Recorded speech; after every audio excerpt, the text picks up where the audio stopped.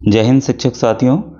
Doctor M के समंगा सुंदरम जो कि प्रमुख सचिव हैं, उनको पत्र लिखा गया था सचिव उत्तर प्रदेश बेसिक शिक्षा परिषद द्वारा। तो ये फिर से इन्होंने जो पत्र भेजा था, इनका उन्होंने जवाब दिया है, जिसमें अंतः जनपदीय स्थानांतरण की बात की गई थी।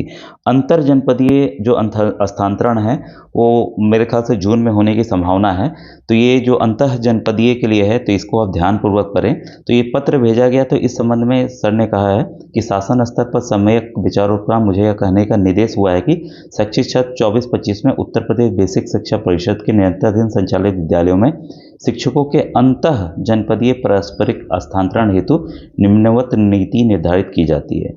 कई बार पिछली बार हुआ था कि कुछ एक लोग चले गए, जो पेयरिंग हुई थी, एक लोग चले गए, उधर से दूसरे लोग नहीं आए। तो इस बार देखिए, ध्यान दीजिएगा, ज़बरदस्ती पिछली बार भी भेजा गया, तो इस बार भी सख्त नियम है।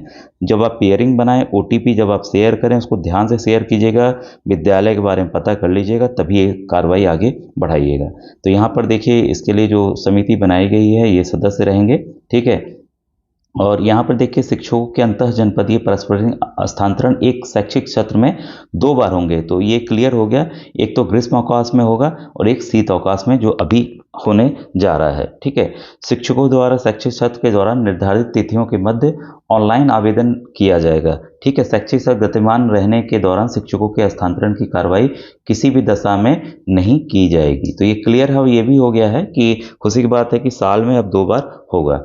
प्राथमिक विद्यालय तथा सम्मिलन विद्यालय के कक्षा 1 से 5 तक में अध्ययनरत बच्चों हेतु तैनात अध्यापकों के लिए विषयवार वर्गीकरण सब्जेक्ट मैपिंग नहीं किया जाता है। तो इसको आपको ध्यान रखना है। सब्जेक्ट मैपिंग केवल उच्च प्राथमिक विद्यालयों के लिए है।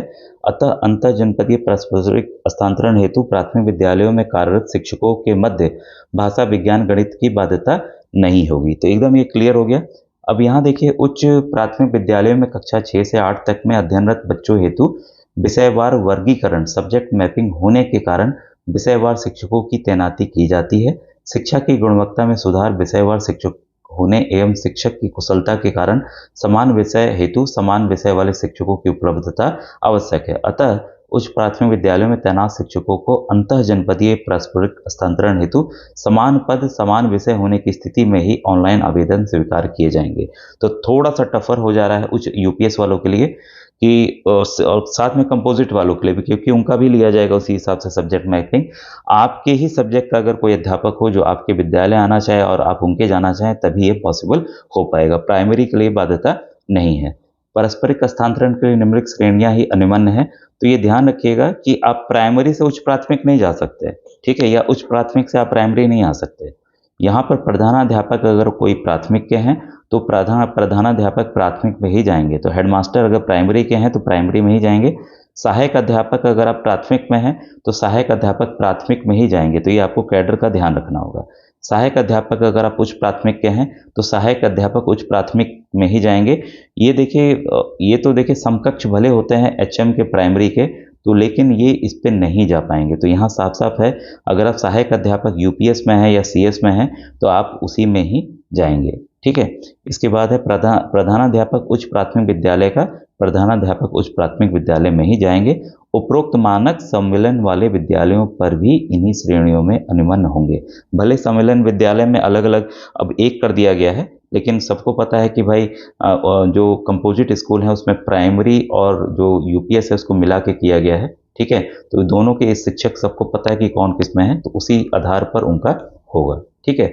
नेक्स्ट है देखिए, पारस्परिक स्थानांतरण ग्रामीण सेवा संवर्ग से ग्रामीण सेवा संवर्ग में ही होगा। तो ग्रामीण का ग्रामीण में, नगर क्षेत्र का नगर क्षेत्र के ही अनिवार्य होगा।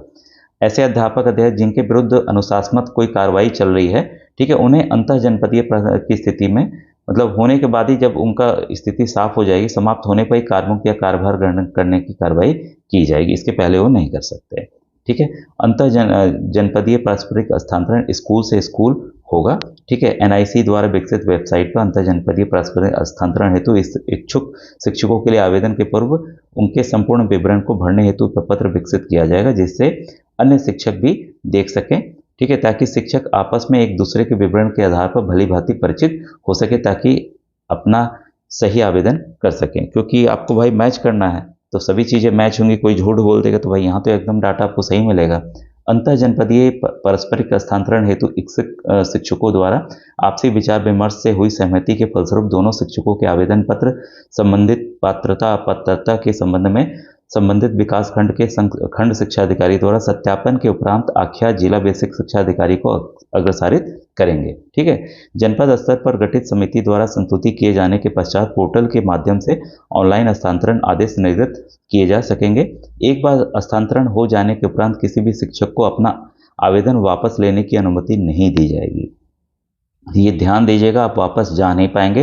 अंतः जनपदीय पारस्परिक हस्तांतरण के फलस्वरूप हस्तांतरित शिक्षकों को समान अवधि में एक दूसरे के कार्यस्थल पर कार्यमुक्त तैनाती आदेश जारी करने की कार्रवाई संबंधित खंड शिक्षा अधिकारी द्वारा अनिवार्य रूप से की जाएगी। अंतः जनपदीय पारस्परिक हस्तांतरण हेतु दोनों शिक्षकों को आपसी सहमति का शपथ पत्र अनिवार्य रूप से संबंधित जिला बेसिक शिक्षा अधिकारी के कार्यालय में पोर्टल पर ऑनलाइन आवेदन की तिथि से 7 दिन के अंदर प्रस्तुत किया जाना होगा। शपथ पत्र में इस आशय का उल्लेख किया जाएगा कि संबंधित शिक्षक के विरुद्ध कोई विभागीय जांच कार्रवाई गतिमान नहीं है तथा वेतन का नियमित रूप से भुगतान किया जा रहा है, अनिवार्य रूप से प्रस्तुत करना होगा। तो ये बाध्यता है।